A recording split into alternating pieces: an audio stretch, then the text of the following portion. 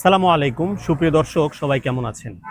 এখন আমি আছি মানিকগঞ্জের সিংগাইর উপজেলার বাইরাতে ঢাকা ক্যাটেলস নামের একটি গবাদি পশুর খামারে। আজকে আমরা আপনাদেরকে এই ঢাকা ক্যাটেলসে এবারের কুরবানি ঈদ উপলক্ষে তারা কি ধরনের গরু লালন পালন করছে সেই বিষয়টি জানাবো। আপনারা অবশ্যই আমাদের সাথেই থাকবেন।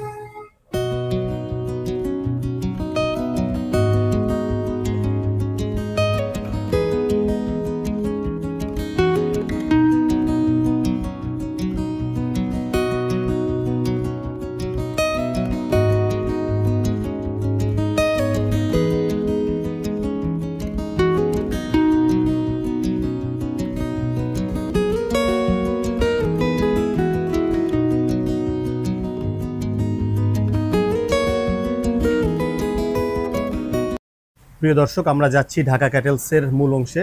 আসসালামু আলাইকুম। ওয়ালাইকুম আসসালাম। সুমন ভাই কেমন আছেন? আলহামদুলিল্লাহ ভালো। আমরা তো আজকে আপনাদের ঢাকা ক্যাটেলসে আসলাম এবং আমরা আজকে আপনাদের এই খামারে আপনারা কুরবানি ঈদ উপলক্ষে কি ধরনের গরু লালন পালন করছেন সেই বিষয়টা জানতে চাই। হ্যাঁ, এখানে দেশি বিদেশি সবই আছে। হ্যাঁ, ফিজিয়ান আছে, ছাইওয়াল আছে, আচ্ছা। আরো কিছু অনেক জাত গরু আছে। আপনি বলছিলেন যে এবারের কুরবানি ঈদ উপলক্ষে আপনারা 30টির মতো গরু লালন পালন জি করছেন। জি জি। কি জাতের গরু আছে আপনাদের খামারে প্রধানত? এখানে দেশি বিদেশি সবই আছে, ছোট বড়, এবং ছাইওয়াল, সিন্ধি আছে, কোরস, আচ্ছা, তারপরে কিছু আছে, কিছু ওই দেশাল গরু আছে। আপনাদের এই ঢাকা ক্যাটেলসের আপনারা যে যে যাত্রা, যেটা মানে কবে আপনাদের খামারটা শুরু হয়েছিল? আমাদের গত 3 বছর যাবত আমরা এটা ফার্মটা আমরা করছেন। আচ্ছা, হ্যাঁ, প্রতি বছর আমাদের ফার্মে গরু বিক্রি করি আমরা, হলো লাইভ লাইভ ওয়েটে বিক্রি করি।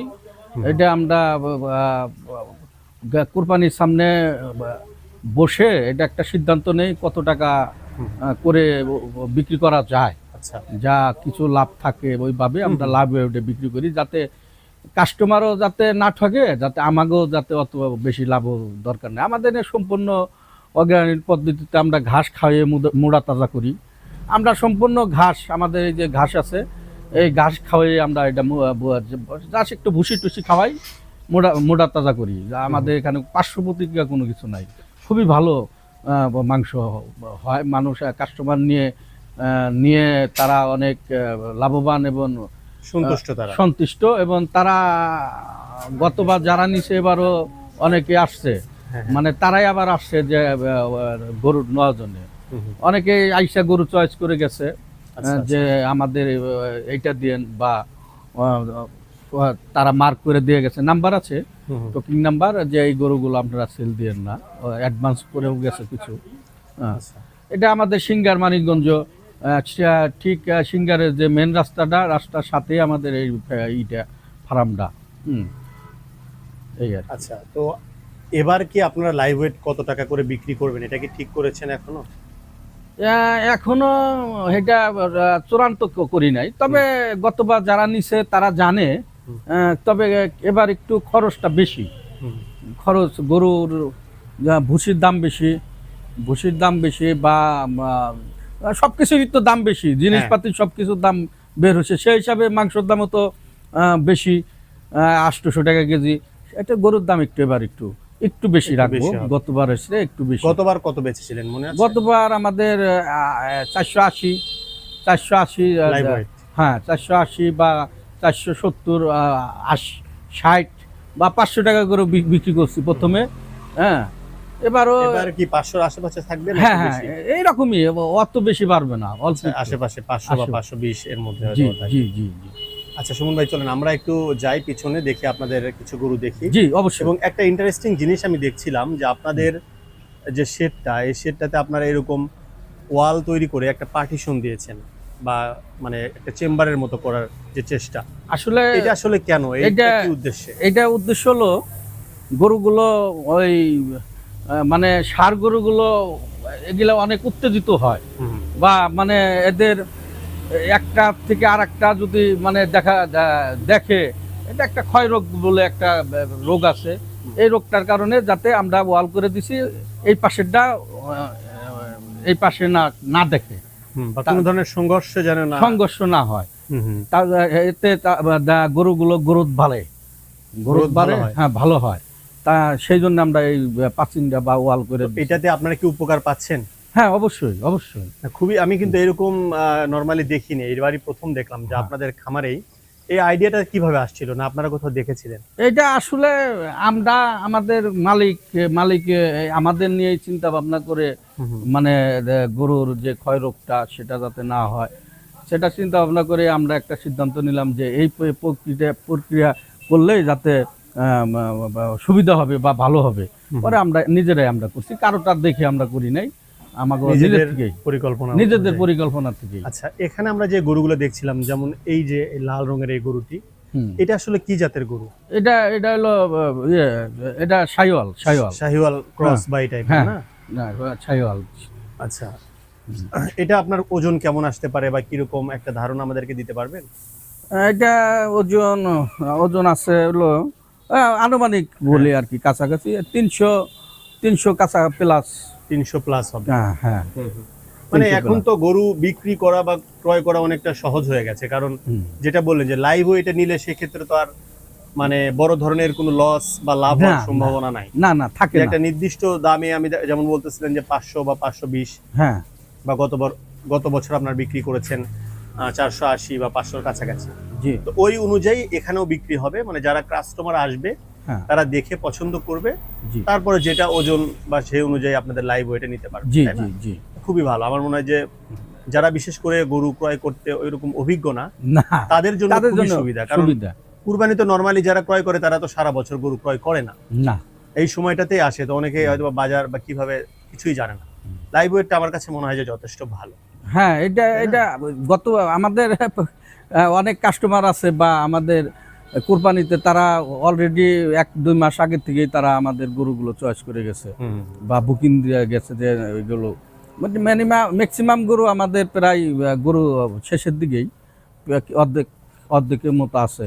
30টার মধ্যে হয়তো 15টার মতো অলরেডি সেল হয়ে গেছে গা। আচ্ছা, এখানে তো আমরা দেখছিলাম যে আপনাদের মোটা তাজাকরণ আপনারা করছেন, পাশাপাশি খুবই অল্প সংখ্যক মনে হয় যে আপনার ডেইরি বা দুধের গরু আছে।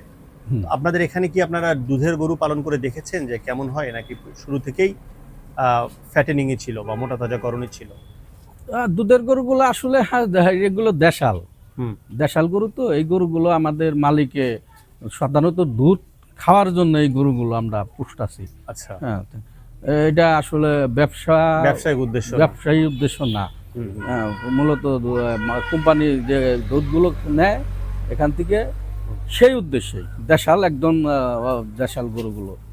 আচ্ছা, তার মধ্যেও লাভ আছে, নাই যে তা না, ব্যবসাও হইতেছে, যেমন বাচ্চা হইতেছে। বাচ্চাগুলো আমাদের দেখা গেছে যে এই না আছে কয়েকটা বাচ্চা আছে 2 বছরের বাচ্চা, এবার কোরবানিতে আমরা সেল দিব। আচ্ছা। হ্যাঁ এই তো গরু পালনের ক্ষেত্রে আপনারা চ্যালেঞ্জ কেমন ফেস করতেছেন? মানে যে কোন বিষয়গুলো মনে হচ্ছে যে একটু সহজ হলে ভালো হতো, বা কোন বিষয়গুলো আপনাদের কাছে একটু কঠিন বা একটু জটিল মনে হচ্ছে, বা খাবার দাম বা হচ্ছে রোগবালা, এই বিষয়গুলো নিয়ে একটু যদি বলতেন। রোগ বালার দিকে আমি বলবো আসলে গরুর যে ভ্যাকসিনগুলো বা টিকাগুলো আছে এগুলো যদি নিয়মিত দেওয়া হয় আসলে রোগ বালাই ওরকম গরু হয় না।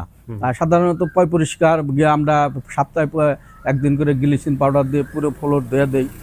তারপরে গরুগুলো অবশ্যই আমরা প্রতিদিন 2 বার করে গরুগুলো আমরা ঝাপাই বা পানি দিয়ে ধুয়ে পরিষ্কার করে রাখি, তাতে ওই অত ওরকম রোগ বালাই হয় না।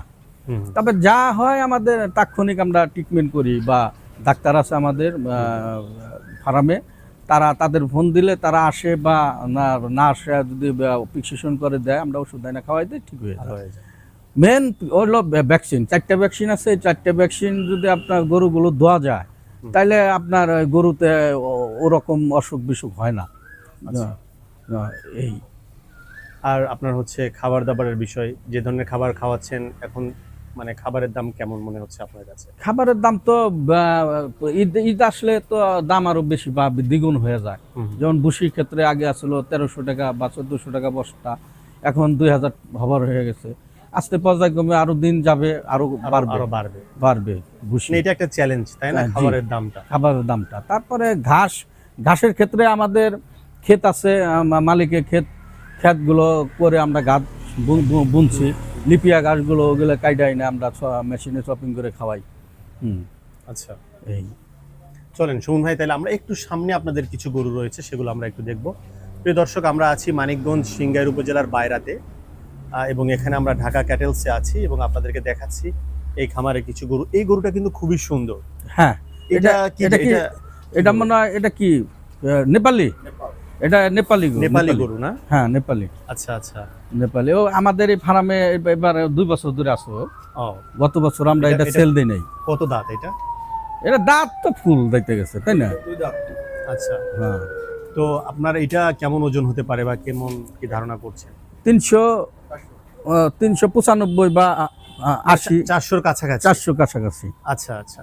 তো প্রিয় দর্শক, শুনছিলেন যে এই নেপালি গরুটি 395 বা 400-র কাছাকাছি, এবং এই গরুগুলো অবশ্যই লাইভ ওয়েটে বিক্রি করা হবে। আচ্ছা, এই পাশে আমরা কিছু গরু আছে, আমরা একটু দেখবো। আপনারা দেখুন, এখানে আরো একটি গরু রয়েছে। এটা হলো শাহিওয়াল। শাহিওয়াল না? শাহিওয়াল ওজন ওই কাছাকাছি ওজন কাছাকাছি। এপাশে এটা কিছু আসলে গরু আপনার রয়েছে। এটা কি ফ্রিজিয়ান না ক্রস? ফিজিয়ান ফ্রিজিয়ান ক্রস জাতের গরু। এটার ওজন কেমন আছে? এটা আছে 500 কেজি। 500 কেজি আছে, 500 কেজি আছে। প্রিয় দর্শক দেখুন, এটা একটি ফ্রিজিয়ান গরু, 500, যেটি 500 কেজির কাছাকাছি রয়েছে। এই পাশেও কিছু গরু রয়েছে। এটা দেশাল গরু। এটা দেশাল। এটার ওজন কেমন আসতে পারে? ওই 370-80 এরকম। 370 থেকে 80 কেজি। এই পাশেও কিছু গরু রয়েছে। এটাও দেশাল। এবং এই গরুগুলো দেখে যেটা মনে হচ্ছে যে অনেক বেশি যে আপনাদের গরুতে চর্বি এরকম কিন্তু না না না না, মানে খুবই কম মোটা তাজা হয়েছে, এবং আমার মনে হয় যে যথেষ্ট ভালো হবে এই গরুগুলো। কারণ আপনারা যেটা বলছিলেন যে প্রাকৃতিকভাবে আপনারা লালন পালন করছেন, গরুগুলো দেখেও তেমনই মনে হচ্ছে। তো আপনারা খাবার খাওয়ানোর ক্ষেত্রে কি ধরনের খাবার খাওয়াচ্ছেন বা কতবার করে খাওয়ান? খাবার ঘাস আমরা সাধারণত 2 বার করে দেই। সকালে দেই, 3 বারই দেই, সকাল দুপুর আর হলো বিকাল।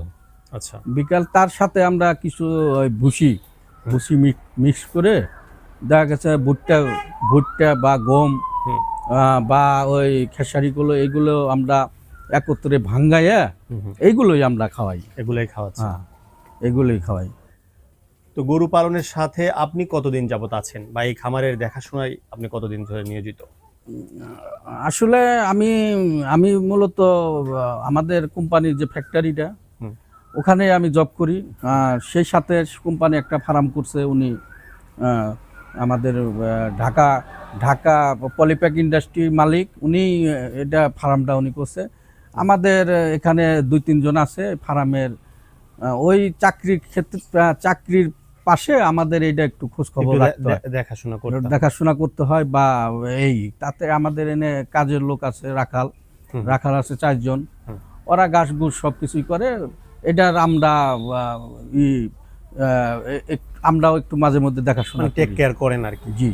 আচ্ছা, তারপরেও যেহেতু কিছুটা হলেও আপনি এটার সাথে সম্পৃক্ত, একটা অভিজ্ঞতা তো আছেই। হ্যাঁ, অবশ্যই যথেষ্ট পরিকল্পিত, যদিও অনেক বড় পরিসরে তা না, কিন্তু আপনারা চেষ্টা করেছেন আপনাদের নিজস্ব মেধা কাজে লাগিয়ে সঠিকভাবে লালন পালন করার জন্য। তো আপনাদের অভিজ্ঞতা থেকেই যদি একটু আমাদের দর্শকদের জন্য বা আমাদের উদ্যোক্তাদের জন্য যদি দু একটি কথা বলতেন, যে আসলে কোন বিষয়গুলোর প্রতি লক্ষ্য রাখা উচিত, কিভাবে শুরু করা উচিত, একটু যদি বলতেন। হ্যাঁ, আসলে গরু প্রথমত ভ্যাকসিনগুলো অবশ্যই গরুর দিতে হবে টাইম মতো ভ্যাকসিন। তারপরে পরিষ্কার, তারপরে ওই গ্লিসিন পাউডার দিয়ে ফ্লোরগুলো পরিষ্কার রাখলে আসলে এটা একটা উপকার আসে।